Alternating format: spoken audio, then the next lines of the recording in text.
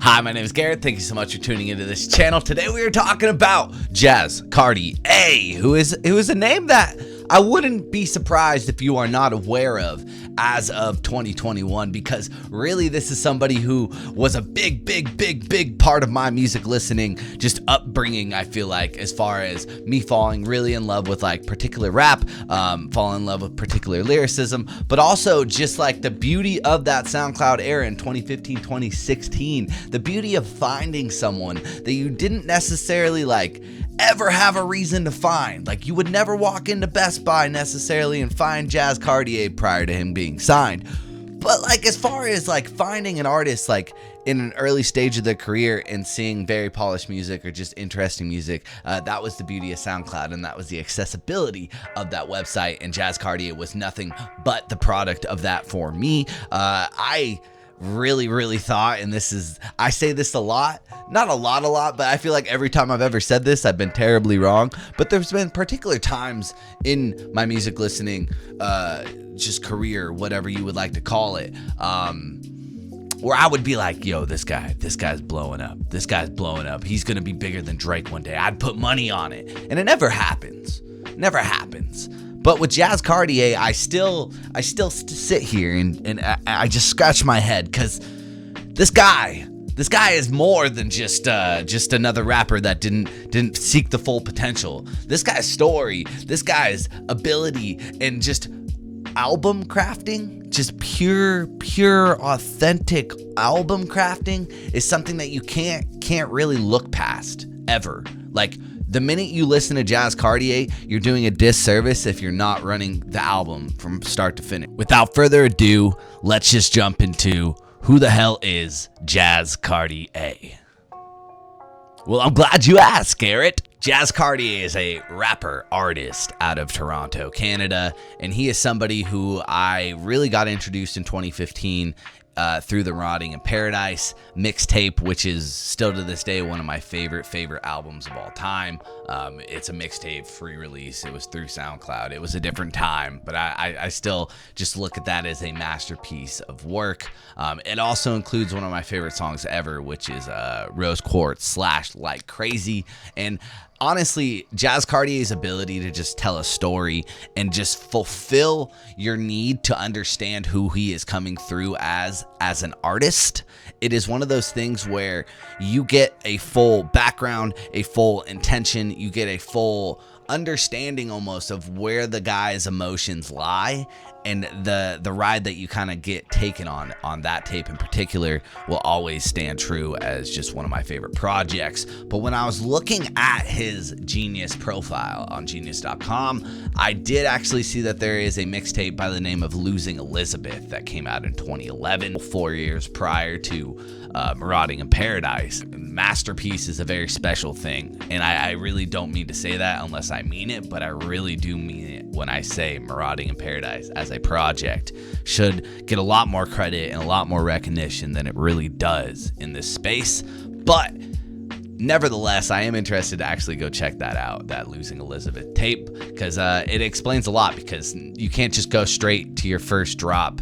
and essentially it's a masterpiece, something that I look at as just a wonderful project, a wonderful demonstration of how good an artist can really debut in this genre, if you will. Whether it's the samples or just his ability to rap in so many different styles, sing, to really tap into who he is as he's growing up in this world. He's from Canada, he's from Toronto, but really when you look into it, he moved a lot as a child. I think it was like a military family related situation where they were moving country to country. So his experiences are very colorful in nature through that time. Like his cultures that he experienced probably in that time period is a lot more than the average person. And his ability to kind of portray that into an idea or a story is 10 to none. Like, it's 0 to 100 real quick, and it's masterfully done. In 2016, he followed that up with an album called Hotel Paranoia, and that album is very, very good as well. It went on to win a Juno Award, and Juno Awards, as far as I'm understanding it, it's kind of like the Grammys, but for Canada. But nevertheless, I didn't know that, and I feel that that's a really big achievement for somebody who is pretty much, unsigned at the time. And that Juno Award is actually the thing that ended up getting him signed to Capitol Records in 2017. In April 4th, 2017, Capitol Records tweeted, fresh off his 2017 Juno Awards win for Rap Recording of the Year, welcome Jazz Cartier to the Capitol family. As you can see, that's really just something that not everyone achieves, but it's such a cool story and something that I really admire, because nowadays it feels like he would have already been signed and it would have been some industry plant related stuff. But this was also a time when XXL really only put you on the list if you weren't signed. And it was like, hey, this is a recognition that you are about to put out a debut album. At least that's how I portrayed the XXL cover list, is you are about to put out a debut album. And this is something that we're about to give like a cosign prior to it coming out, because the minute you put out that debut album, it essentially means that your music's in Best Buy, your music's everywhere, and you're basically definitely signed at this point. Like, very few artists who have went through the XXL program have never been like signed to a major.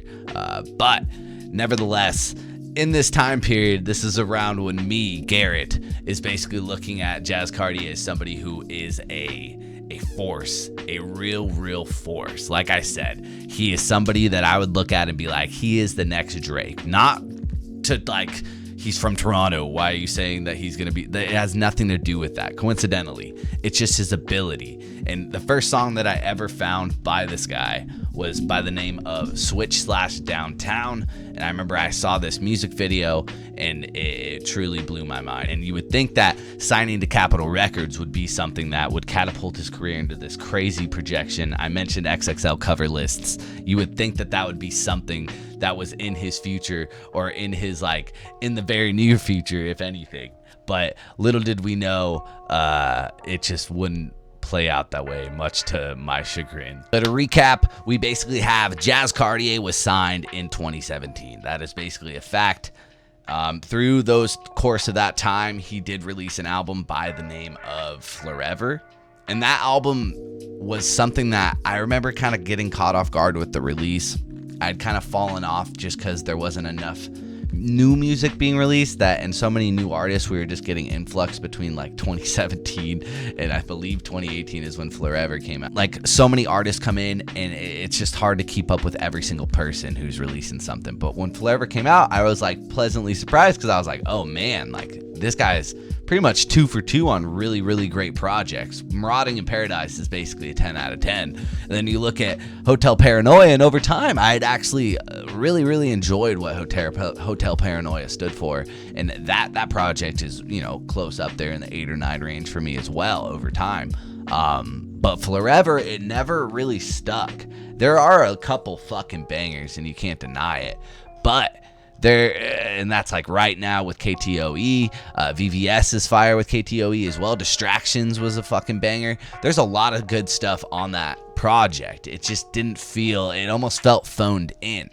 And it almost always felt that once he was signed as well, the energy was gone, or almost like they didn't know what to do with him.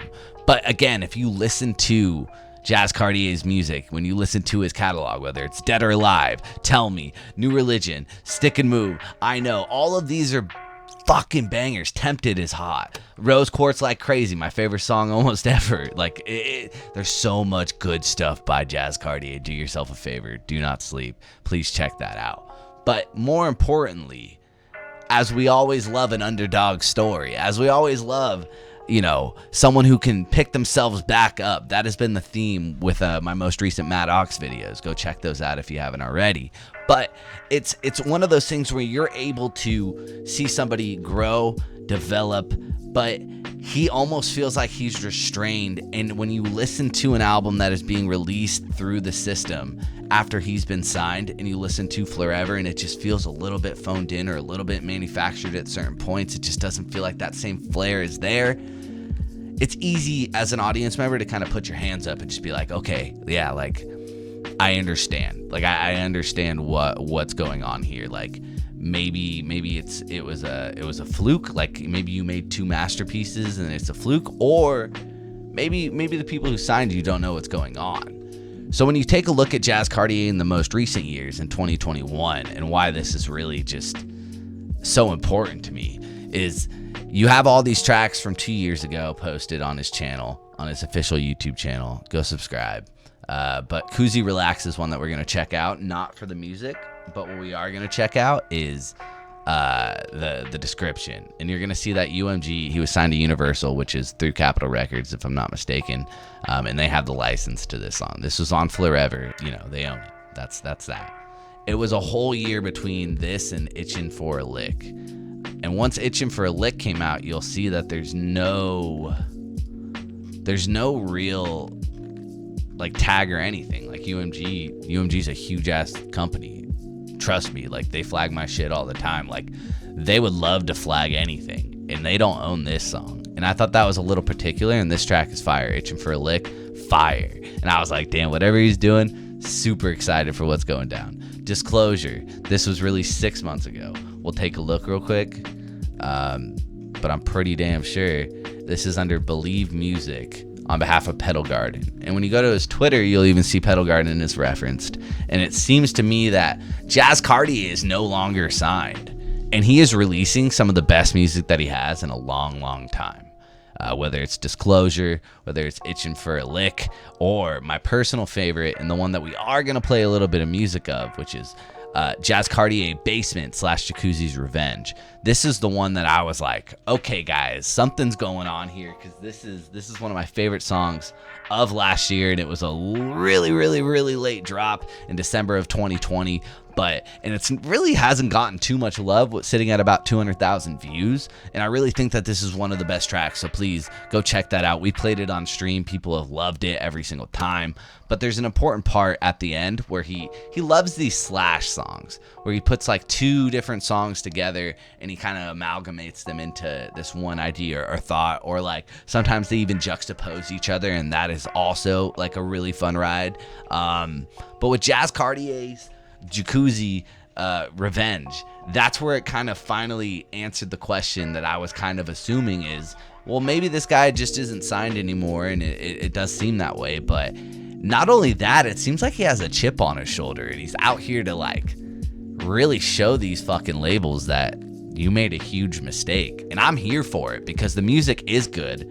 He has such a good track record as far as albums go. The one album that he has released with a fucking label attached, with anybody's help as far as a corporate entity would be, it was the worst album he's put out. So it's like 1 + 1 = 2 for me here. And I really think that whatever Jazz Cartier is cooking up, we have 4 tracks. He has this song. He has the last 2, Disclosure, Itchin' for a Lick. And he also has a song with Cousin Stiz that we'll check out, and I'll show you in a second. That all of these things coming together, you can't help but just take a step back and say, man, this is some good shit. And then you realize he's owning it. He owns it. Like, this is his. It's not any fucking corporate bullshit being mixed in because they don't know what to do with this talented ass guy. I just don't understand it, but I'm so happy for it. But when you hear just how aggressive and how much he means business on this Koozie's Revenge little snippet at the end of Basement, you'll see what I mean. Let's check it out.